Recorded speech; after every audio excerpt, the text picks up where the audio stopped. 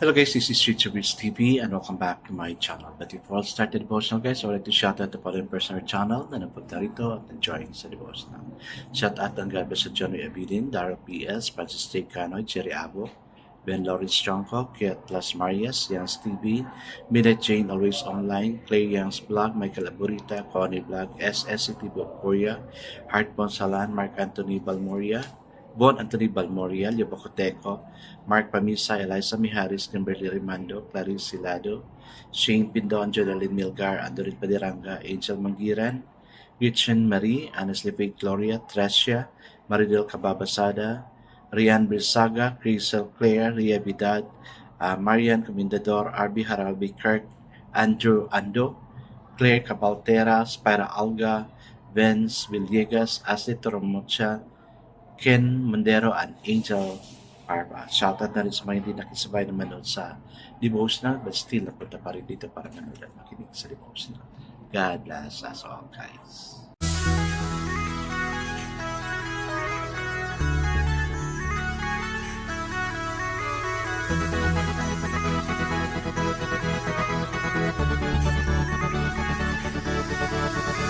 Rich TV, where you heard it, number one is on the top. Good advice is they'll never stop. Rich TV, where you heard it, number one is on the top. Good advice is they'll never stop. Sa mga SDA natin na mga kasamahan dito, nakapagsimba na ba tayo? At tayo naman, no, na mga hindi SDA, of course, you have to prepare yourself for tomorrow. Kailangan talaga natin magsimba. No, huwag lang yung may problema tayo sa kapatay magsimba. I guess let's now proceed to our devotion. Let's open the Bible to still, no, in Revelation chapter 2, verse 5 to 6. Parang kukunti lang yung no, napansin niyo? In this month, sa pag-start natin, isa, dalawa lang mga verses na binabasa natin. Still, this is to the church of Ephesus. And still, guys, I'm using the devotion sa Bible because the words used here sa simplified namin, intindihan talaga natin. Okay, the word of the Lord in Revelation chapter 2, verse 5 to 6 says, remember the height from which you have fallen. Repent and do the things you did at first. If you do not repent, I will come to you and remove your lampstand from its place. But you have this in your favor. You hate the practices of the Nicolaitan, which I also hate. Amen. And amen. I guess let's not pray. Lord, napaka-dangerous, Lord, if you're going to remove the lampstand with us. The more na kaming mangangapa, O Lord God, hindi na namin alam kung ano yung gagawin namin. Our life would be in total darkness. That's why, Lord, you being the light of the world, teach us, O Lord God, to really ask forgiveness from you every time we committed a sin. Lord, tao lang, hindi talaga namin maiwasan na pagkamali. Though we pray for it, O Lord God, na hindi kami magkamali. Control our mind, control our heart, control our will, and our desires of God. Na instead, lapit namin ng lapit sa iyo. Lord, I pray. Bless us all, O God, yung mga dito ngayon. Ano may yung mga struggles ng bawat isa, O God. Remove it, O God. Yung mga sakit na iniinda, O God. I pray for your total healing to be with them, O Lord. I pray your healing touch, for your healing touch to be upon us. Provision sa mga pangangailangan namin, O God. This is also the reason why we become like that, O Lord, because we lack of provision. We toiled hard, but yet we receive less. Lord, kung anak mo kami, O God, di mo kami talaga pababayaan. Kaya Lord, I pray kung sino man ang may problema dito, resolve the problem, heal the problem that he or she is suffering. Thank you that we can just draw near you. Amen. Amen. The focus verse for this evening, guys, is found in Revelation chapter 2, verse 5. It says, remember therefore from where you have fallen, repent. Command yan, repent.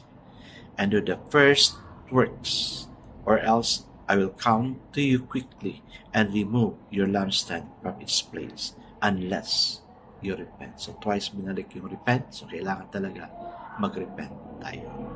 So the title of our devotion for this evening, guys, is Turn Around. The Christian life is dynamic, not static. That means we are always in the move. Hindi tayo natutulog. Unless we continue to grow in Christ, we will stagnate in immature piety. Wow. Kinakaawaan tayo. Kawawa tayo pag wala tayong Panginoon.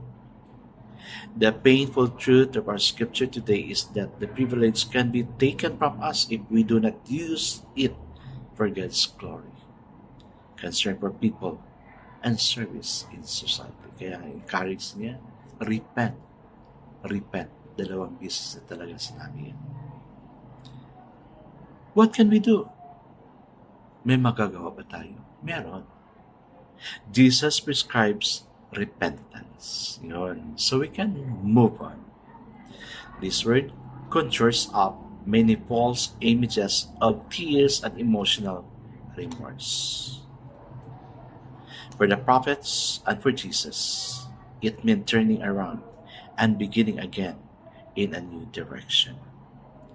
In the drift of our life has been increasingly away from Him and costly obedience to Him, then today is the day to turn around, and we will find Him there, waiting with forgiveness and a new chance.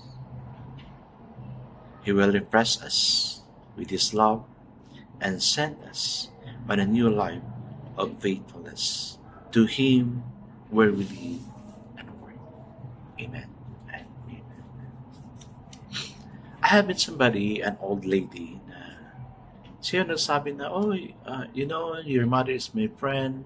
Nung nakasakit pa yung mama mo, I visited her. Yun. Lagi pala siya doon sa bahay. Hindi ko naman alam kasi natatrabaho ako.